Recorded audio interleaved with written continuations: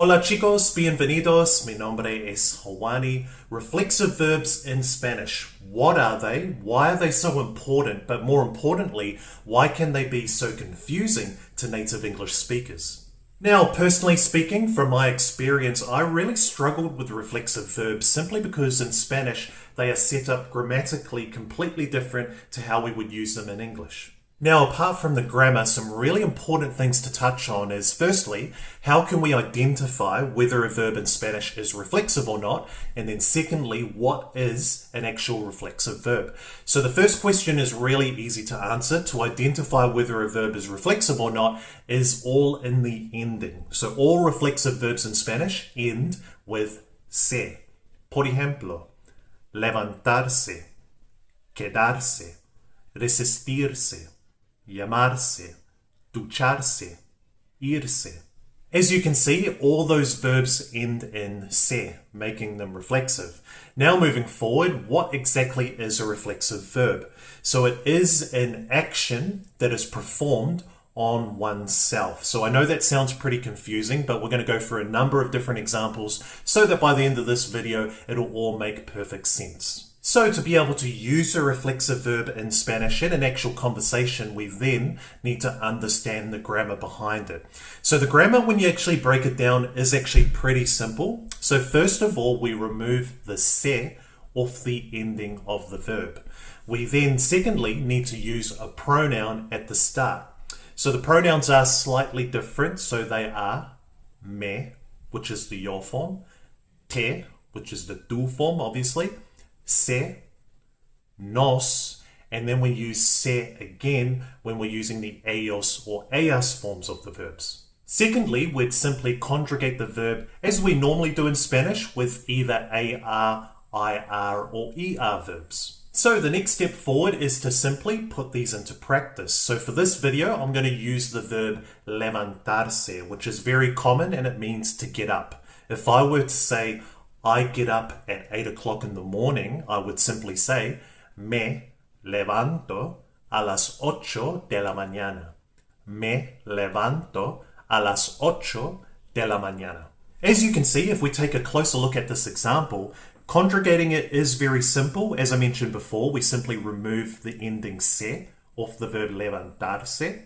We then put the pronoun, which is me, since I'm talking about myself. We would then conjugate the verb levantar as a normal AR verb. So since we're using the yo form, we would take the AR ending off that verb and simply put an O there, which gives us me levanto, I get up. Before we move on to the next example, I will put the conjugations to levantarse in the description box for you below.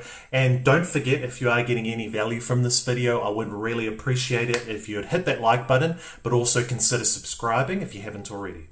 Let's try another example. I always get up at 7 o'clock in the morning. Siempre me levanto a las 7 de la mañana. Siempre me levanto a las 7 de la mañana. Moving forward to the next example, let's try one in the tu form. What time do you get up? ¿A qué hora te levantas? ¿A qué hora te levantas? As you can see, conjugating levantarse in the tu form. Moving forward, let's try another conjugation. My sister gets up at 10 o'clock in the morning. Mi hermana se levanta a las 10 de la mañana. Mi hermana se levanta a las 10 de la mañana. As you can see, this time conjugating levantarse in the él, ella, usted form. Overall, you can see from those examples, once you start to get in the swing of things, it's not too difficult to start using reflexive verbs once you understand the grammar behind it.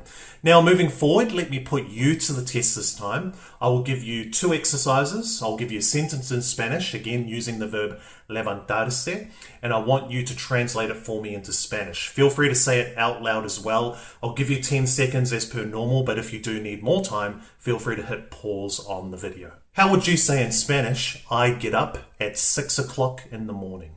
I get up at 6 o'clock in the morning.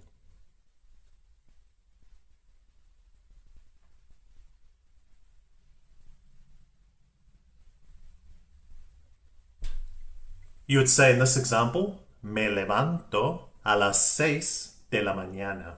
Me levanto a las 6 de la mañana.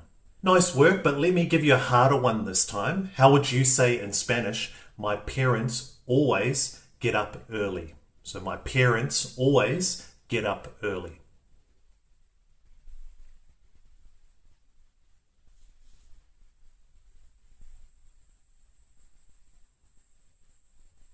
This time you'd say, mis padres siempre se levantan temprano.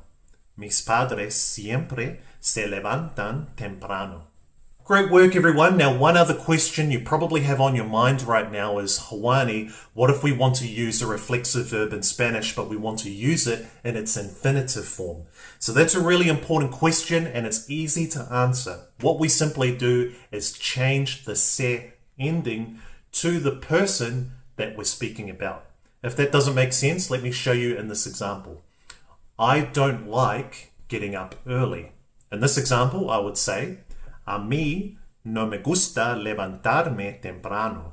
A mí no me gusta levantarme temprano. So you can see we're using levantarse in the infinitive form because we've already conjugated another verb beforehand. And all I've simply done in this case is changed levantarse to levantarme simply because I'm talking about myself. As you can see, it's pretty simple, isn't it? Let me give you another example. My girlfriend prefers to get up late. Mi novia prefiere levantarse tarde. Mi novia prefiere levantarse tarde. You can see I've just simply left levantarse in its normal unchanged form this time around, simply because I'm using it in the él, ella, usted form since I'm talking about my girlfriend.